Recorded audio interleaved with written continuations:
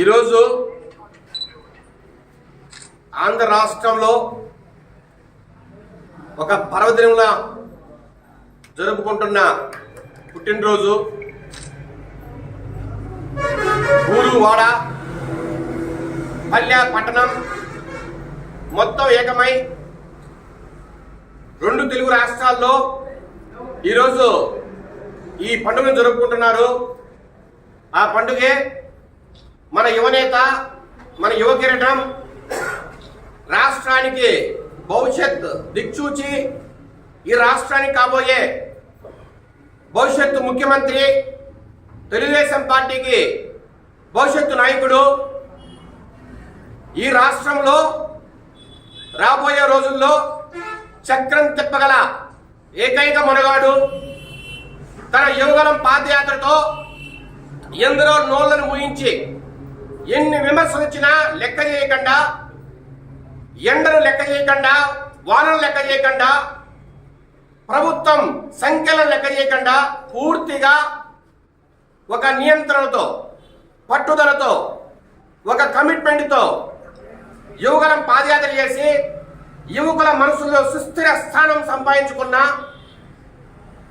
ఈరోజు ఈ రాష్ట్రంలో యువతకు నచ్చిన వ్యక్తి ఎవరైనా ఉన్నారంటే నేనొక్కడిని అని చెప్పుకోగల మన యువనేత, తెలుగుదేశం పార్టీ జాతీయ ప్రధాన కార్యదర్శి శ్రీ నారా లోకేష్ బాబు గారికి తన 41వ జన్మదిన సందర్భంగా ఇక్కడ రాజంపేటలో మన కార్యాలయంలో ఇప్పుడే కేక్ కట్ చేశాం.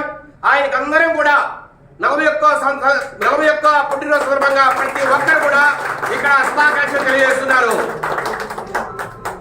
Wish you happy birthday Lokesh అన్న. మీరు ఇలాంటి బర్త్డేలు, ఇలాంటి పుట్టినరోజులు ఇంకొక 40-50 చేసుకోవాలా? ఈ రాష్ట్రానికి ఒక దిక్సూచిగా మారాలా? ఈ రాష్ట్ర భవిష్యత్తును మీరే ముందుకు తీసుకెళ్లాలా? రాష్ట్రంలో మీ ఆధ్వర్యంలోనే ఏం జరిగినా, ఏ అభివృద్ధి అయినా మీలోనే జరగాల. నేను ఒకటే చెప్తున్నా, నారా లోకేష్ గారు ఈరోజు ఒక వ్యక్తి కాదు, ఒక శక్తి. యువత ఎంతగానో ఆకట్టుకున్న, యువతను ఎంతగానో ప్రేరేపించిన ఒక మహాశక్తి ఈరోజు ఆయన. తను ఒక మామూలు చదువు చదవాలా, స్టాన్ఫోర్డ్, అమెరికాలో ప్రసిద్ధమైన స్టాన్ఫోర్డ్ యూనివర్సిటీలో MBA చేశారు. అంతటి మహా చదువుని, మహా మేధావి.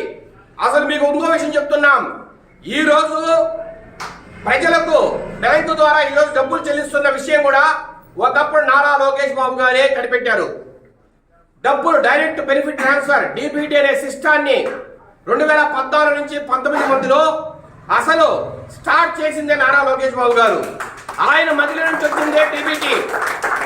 ఈరోజు చాలా మంది వైకాపా నాయకులు చెక్కలు గుద్దుకుంటున్నారు.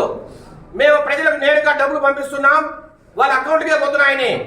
కానీ దీనికి ప్రధాన రూపకర్త, ప్రధానంగా దీన్ని డిజైన్ చేసిన వ్యక్తి శ్రీ నారా లోకేష్ బాబు గారే అని మీ అందరికీ కూడా ఈరోజు తెలియజేస్తున్నాం.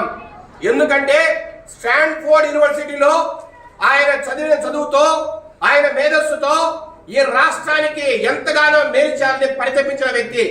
2014 నుంచి 19 మధ్యలో పంచాయతీరాజ్ IT మినిస్టర్గా, పంచాయతీరాజ్ మినిస్టర్గా ఉన్నప్పుడు ఆయన కనీసం అంటే 30,000 కిలోమీటర్ రోడ్లు వేయించిన ఘనత నారా లోకేష్ బాబుకు దక్కుతుంది.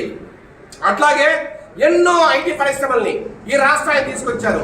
ఎన్నో హార్డ్వేర్ పరిశ్రమలు, ఎన్నో సెల్ ఫోన్ పరిశ్రమలు. మీరు ఒక్కసారి తిరుపతి ఎయిర్పోర్ట్కి వెళ్ళండి, ఎయిర్పోర్ట్ పక్కనంతా కూడా ఈరోజు మనకు ఈ సెల్ ఫోన్ పరిశ్రమలు కనబడతాయి, హార్డ్వేర్ పరిశ్రమలు కనబడతాయి.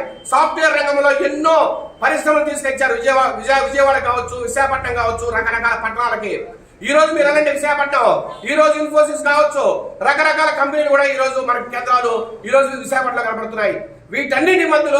వీటన్నిటి వెనకల కూడా మన నారా లోకేష్ బాబు గారి ఘనత అని కూడా ఈ రోజు మేము చెప్తున్నాం. రెండో మాట, ఆయన సారథ్యంలో